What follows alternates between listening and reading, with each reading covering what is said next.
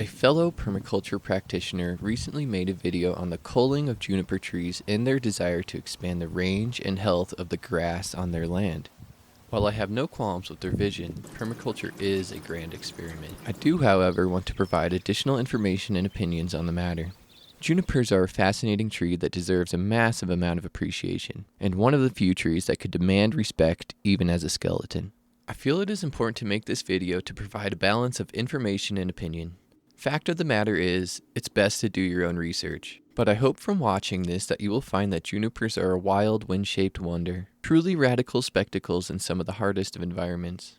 In the counter video, the author lays out their environment. They sit on about 14 acres of juniper forest at about 5,850 feet in elevation in northern Arizona.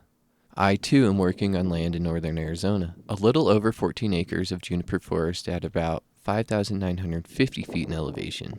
They claim the native juniper trees on their land are Rocky Mountain in Utah, but go on to say they have western juniper as an invasive species, and this particular tree has got to go. Utah juniper is sometimes called western juniper, as it has a very broad range, but true western juniper is native in the west, not the southwest. I assume the video author has made a mistake in tree identity. As far as I can tell, the most common junipers found in Arizona and throughout the southwest are these six: the Arizona juniper, the one-seed juniper, the alligator juniper, the Utah juniper, the redberry juniper, and the Rocky Mountain juniper. For some reason, when researching the redberry, I found it under two names, but both seem to describe the same tree.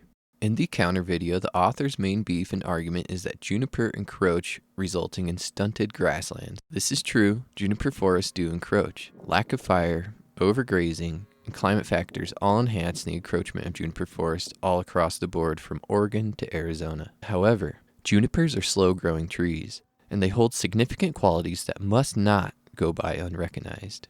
The average age of junipers as a species collectively can range anywhere from 350 to 750 years old. Some species like the western can push boundaries as far as 1,600 years in age. There's one particular juniper, the Bennett juniper, located in California, which has stood ground for 3,000 years.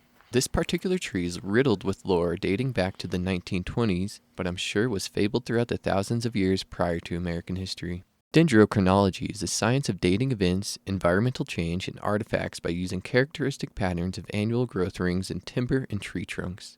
A trusted measure to uncover many mysteries of Native American histories. And with this technique, we can say with certainty that juniper has been used as structural members amongst sites in the Southwest dating back over 700 years. In this, I would call the juniper a staple in the fabric of the Southwest. Juniper are slow-growing species, especially in environments that continuously face long drought cycles. It can take 30 to 100 years for a juniper to reach maturity, probably on the latter given drought in the Southwest remains incessant. One may mistake a 20-year-old tree as a sapling, as junipers have a way of hiding their age. Junipers are truly anchors striving for longevity opposed to rapid growth. This very nature is anti-invasive. By the time juniper encroaches, hundreds, if not thousands of cattle could have come and grazed the land, which is much more in measure of desertification in my opinion. Junipers secure the land that could otherwise be facing the extremes of desertification, which is encroaching on the boundaries of these environments.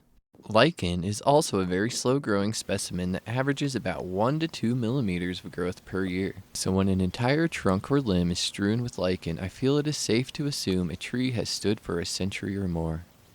In my opinion, one of the most remarkable qualities of juniper is how they can tell a story.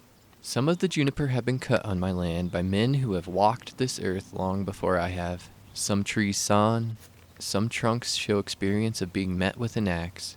But the most fascinating thing is how some of these trees still thrive even after being cut for material long ago. To assume an age is unrealistic, but to observe the small details can set off an imagination, and curiosity leads to that to be transpired.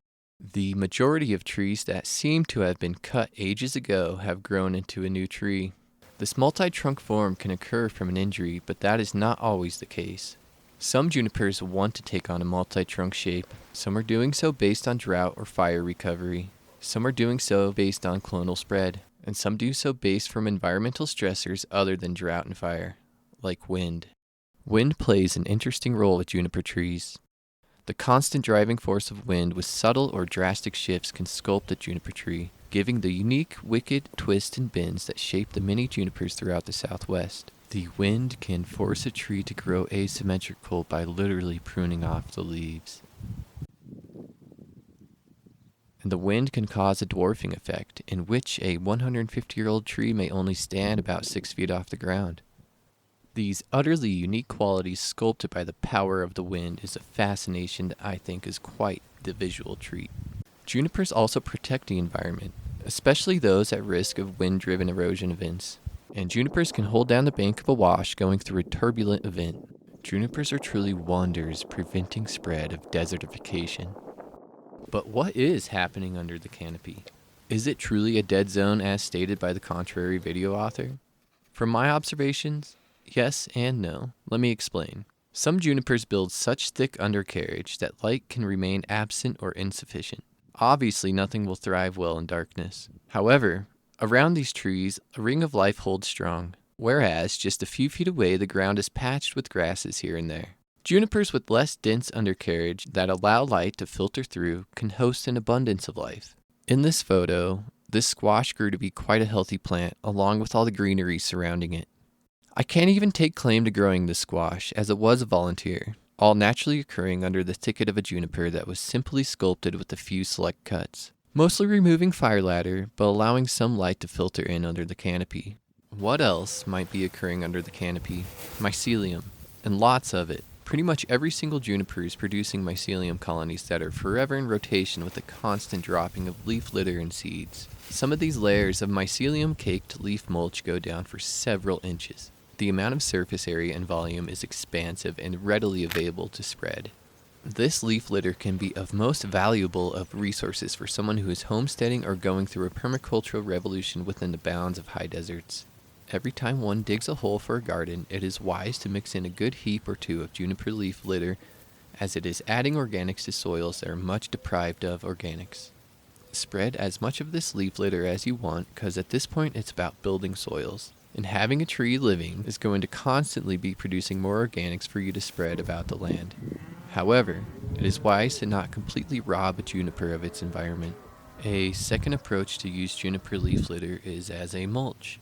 In the contrary video, the author demonstrates a scenario where they have removed an entire tree, but left a few limbs as mulch and shade. I feel using the leaf litter as mulch alone would have sufficed and produced similar results, without having cut a tree. A third approach is using the leaf litter as a brown material for composting, including human manure. All I ask is to think and observe. There's no need to be rash when it comes to cutting a tree. Remember that it is not only taking away from the soil, but the birds, insects, coyotes, rabbits, and all the critters who also pull resources from the juniper. But it's also taking away from privacy, windbreak, and shade.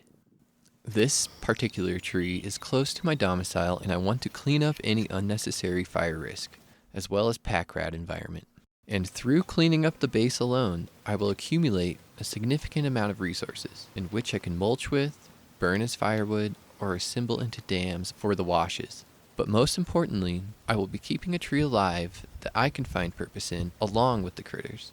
Cleaning the fire ladder from the base will allow more light to assemble. This simple procedure changes the microenvironment enough to allow seeds to germinate and plants to thrive. It also allows me to have a seat in some shade. I did, however, thin this tree out more than I originally intended. I ended up removing the top, which held erect but dead from another form of encroachment through parasitic devices. I speak of mistletoe. The particular mistletoe is the juniper mistletoe, found throughout the Southwest into California and Mexico. There are several species, but they could all be lumped in as one, as trait differences are seemingly minute for this story. The juniper mistletoe is a perennial native that can become a robust cluster expanding up to 15 inches. They are parasitic, in which several juniper species can become a host. One could easily look past the mistletoe as it imitates juniper structure and color quite well. If left unchecked, it can kill a tree. How easily or how long, I don't know. Junipers are hardy. The mistletoe is most commonly spread by birds, eating the fruit and relocating the seed. Once expelled, the mistletoe seed remains quite sticky and adheres to limbs or duff within the juniper canopy. Once a seed germinates, it takes root in a limb, in which a root can extend several inches, which essentially robs the juniper branch of any nutrients. When clearing away mistletoe, one must be ready to cut off 6 to 12 inches of tree limb. However, in this exchange, there is a cost. The reason the mistletoe is so well adapted at expansion has to do with the relationship with birds, in particular wintering birds who forage on fruit. Mistletoe provides a stable crop for birds to eat from, whereas junipers do not always produce. This stability in food that mistletoe provides through berries is a harmonious relationship with the birds, the type of relationship we appreciate as permaculture dorks. The juniper itself may even take advantage of the mistletoe, as birds will also carry along juniper seeds in the process of foraging. Perhaps the juniper-mistletoe relationship is a bit of a sadist approach. To completely rid of the mistletoe could be just as detrimental as leaving them unchecked. Everything is a balance, and we as fosters must recognize and design with that in mind.